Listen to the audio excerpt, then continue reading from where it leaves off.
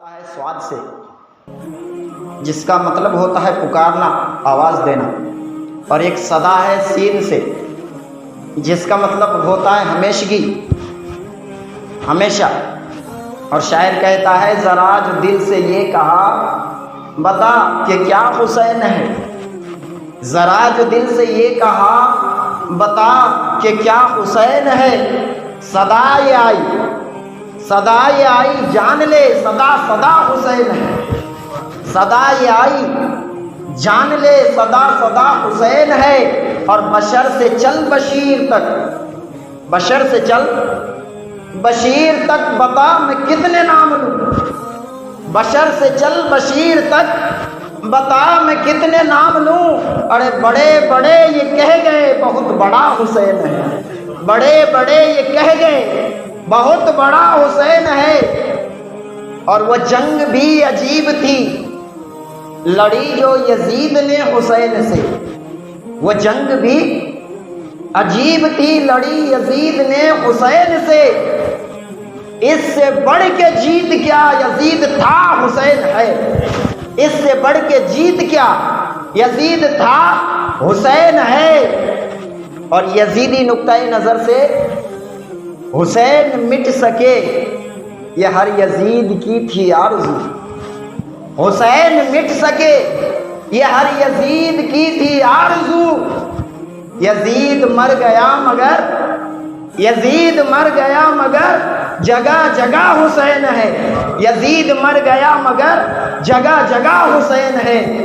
ذرا جو دل سے یہ کہا بتا کہ کیا حسین ہے، صدا یہ آئی جان لے صدا صدا حسین ہے، صدا یہ آئی جان لے صدا صدا حسین ہے۔ اور شبیر گگن کے تاروں سے محفل کو سجائے جاتے ہیں، شبیر گگن کے تاروں سے محفل کو سجائے جاتے ہیں، کوفہ کی کٹیلی جنگل میں بیکنت بنائے جاتے ہیں۔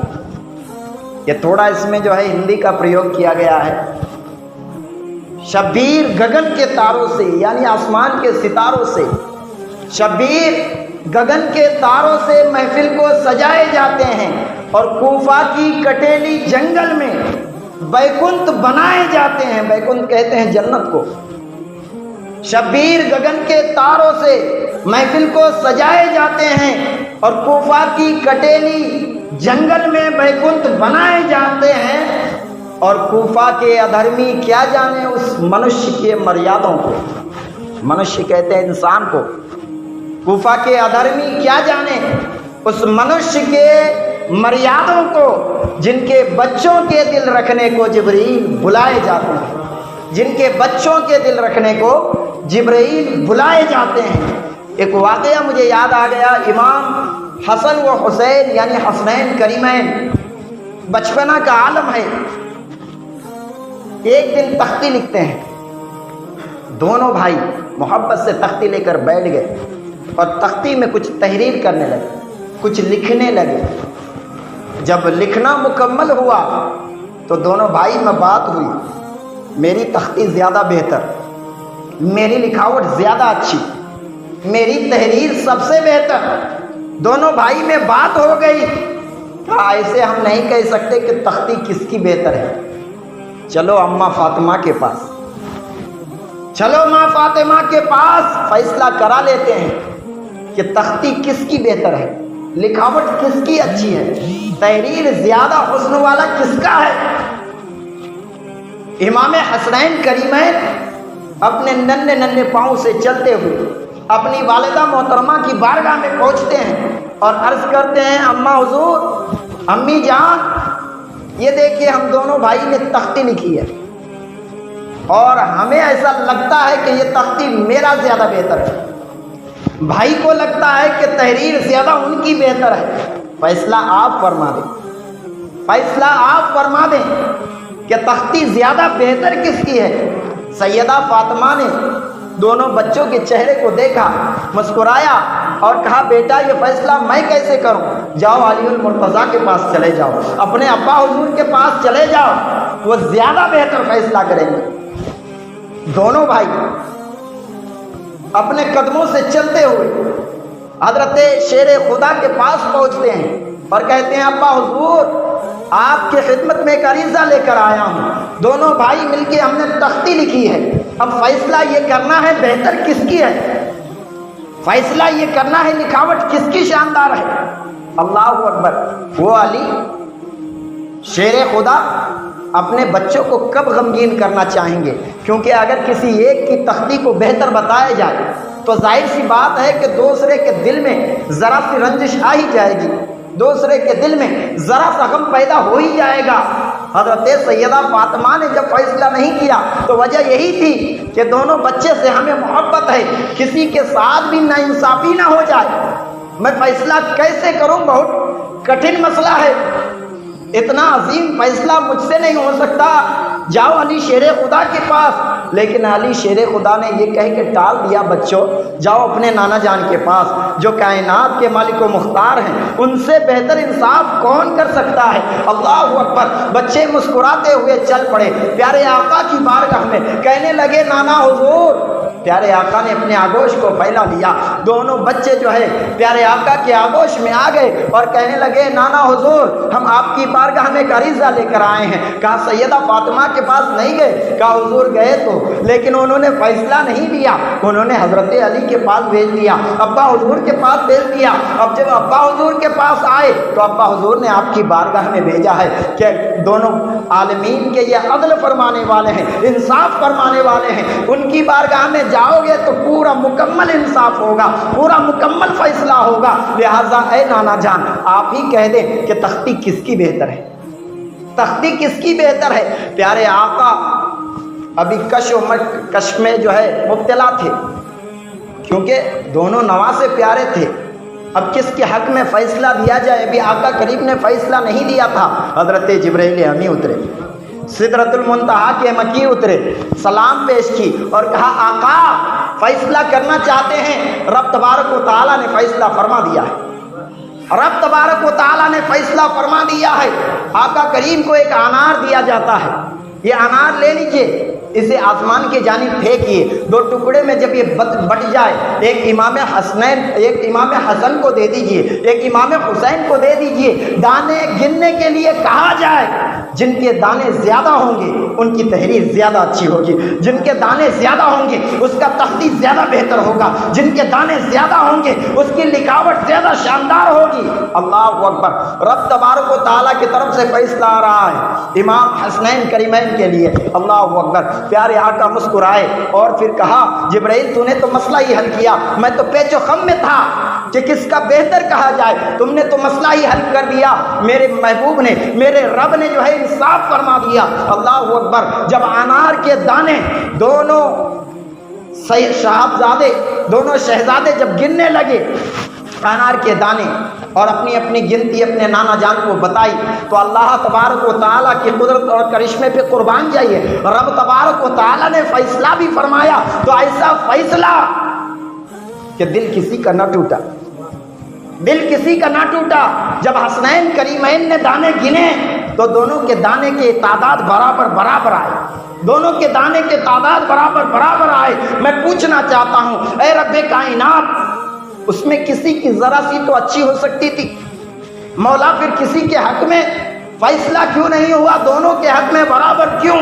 تو رب تبارک و تعالیٰ کی قدرت سے جواب ملتا ہے حسنین کریمین کا دل اس کا رب بھی توڑنا نہیں چاہتا، اس کا رب بھی توڑنا نہیں چاہتا۔ جس کے دل کو فاطمہ نے نہ توڑا، جس کے دل کو علی شیر خدا نے نہ توڑا، جس کے دل کو کونین کے مالک و مختار نبی نے نہ توڑا، اس کے دل کو اس کا رب کیسے توڑ دے گا، اس کے محبوب کے بچوں کا دل کیسے توڑ دے گا۔ اسی لیے رب نے فیصلہ فرما دیا کہ دونوں کے دانے برابر ہونے چاہیے تاکہ دونوں کا دل میں کوئی جو ہے کمزوری نہ آئے، دونوں کے دل میں کوئی غم جگہ نہ لے سکے، دونوں کے دل میں کوئی جو ہے ذرا سی بھی نقصانیت یا ذرا سی بھی دل جو ہے ناراض ہو جائے، ایسا نہیں ہونا چاہیے۔ اسی لیے رب نے فیصلہ فرما دیا۔ اب آپ بتائیے میرے رب کو حسنین کریمین کا اتنا خیال کہ رب نے بھی امام حسن یا امام حسین کا دل نہیں توڑا، دونوں کے حق میں برابر کا فیصلہ کیا۔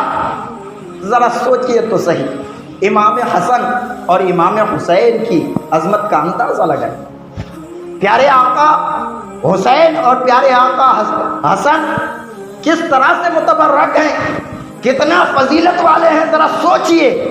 رب تبارک و تعالیٰ چاہتا تو کسی کے حق میں فیصلہ دے دیتا، یا ان کی والدہ چاہتی تھوڑی دیر کے لیے غم ہی صحیح لیکن کسی کو فیصلہ دے دیتی، لیکن رب تبارک و تعالیٰ نے حسنین کریمین کے مرتبہ کو دیکھتے ہوئے ان کے حق میں فیصلہ ایسا فیصلہ دیا کہ دونوں کا دل بھی ناراض نہ ہوا، دونوں کا دل بھی غمگین نہ ہوا، بلکہ دونوں شہزادے خوش ہوئے۔